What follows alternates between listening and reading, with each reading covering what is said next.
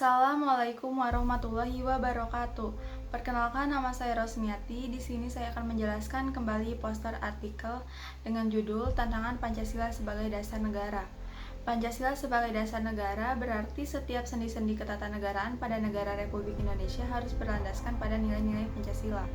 Artinya, Pancasila harus senantiasa menjadi ruh atau power yang menjiwai kegiatan dalam membentuk negara. Pada kesempatan kali ini akan membahas mengenai apa saja tantangan yang dihadapi oleh Pancasila sebagai dasar negara.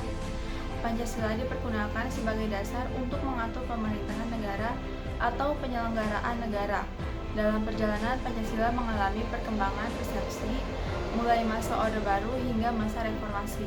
Pada masa Orde Baru, Pancasila dilaksanakan dengan konsisten dan terarah. Meskipun dalam implementasinya masih terdapat penyimpangan. Seiring dengan berjalannya waktu, Pancasila terus mendapat ancaman desentralisasi bangsa. Pancasila dibentuk berlandasan kesepakatan bersama yang memperhatikan keragaman suku, budaya maupun agama. Artinya, Pancasila adalah titik temu dari semua perbedaan yang ada di Indonesia. Namun hal ini kembali diuji dengan maraknya berbagai bentuk kekerasan yang terjadi atas nama agama yang menandakan kemunduran peradaban bangsa Indonesia. Tidak hanya itu, memudarnya nilai-nilai Pancasila juga tergambar dari hilangnya semangat saling menghargai dan semangat gotong royong. Saat ini, isu pergantian dasar negara melalui parlemen tidak lagi didengar, namun beberapa gejala tentang adanya keinginan kelompok masyarakat untuk mengubah dasar negara mulai muncul, seperti misalnya adanya isu negara agama atau ormas yang tidak berdasarkan Pancasila, atau bahkan adanya organisasi yang jelas menolak keberadaan Pancasila dan ingin menggantikannya dengan ideologi lain. Menurut Santoso mencatat bahwa pada umumnya ada 3 macam yang melatar belakangi munculnya kelompok ini, yaitu yang pertama, adanya ketidakpuasan akan kinerja pemerintah selama ini, sehingga munculnya ide untuk membuat ideologi atau visi dan misi yang berbeda dengan yang ada sebelumnya. Yang kedua, ketidakpuasan terhadap kondisi ekonomi, politik, sehingga mereka ingin membuat suatu peraturan sendiri dan mengatur kehidupannya sendiri.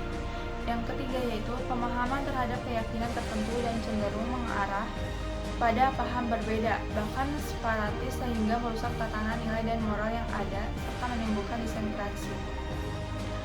Tantangan nyata bagi kehidupan berbangsa dan bernegara yang harus kita hadapi saat ini adalah bagaimana tindak tanduk kita dalam merespon fenomena globalisasi dengan berpedoman pada nilai etika Pancasila sebagai warisan budaya luhur bangsa Indonesia. Ancaman nyata yang ada di depan mata kita di masa ini adalah munculnya gerakan ekstremis, politik adu domba dengan menggunakan isu sara, adu domba oleh pihak-pihak asing, penyebaran informasi hoax, dan tindakan-tindakan provokasi melalui sosial media. Tantangan tersebut dapat kita hadapi apabila kita dalam bertingkah laku dan bertutur kata berpedoman kepada nilai-nilai luhur Pancasila yang sudah tersusun secara hierarkis berhubungan antara sila yang satu dengan yang lainnya. Upaya untuk menyisihkan Pancasila masih terus berlanjut. Hizbut Tahrir Indonesia atau HTI harus dibubarkan karena HTI dinilai aktivitasnya banyak yang bertentangan dengan ideologi Pancasila dan Negara Kesatuan Republik Indonesia. Dengan kenyataan ini, pemerintah harus lebih waspada terhadap organisasi kemasyarakatan maupun perorangan yang melakukan aktivitas-aktivitas yang secara langsung maupun tidak langsung dapat merongrong kewibawaan Pancasila. Demikian pula, penanaman terhadap nilai-nilai Pancasila terhadap bangsa Indonesia harus dimulai sejak dini dan melalui segala bidang. Tidak hanya itu. Cukup sekian dari saya, kurang lebihnya mohon maaf. Wassalamualaikum warahmatullahi wabarakatuh.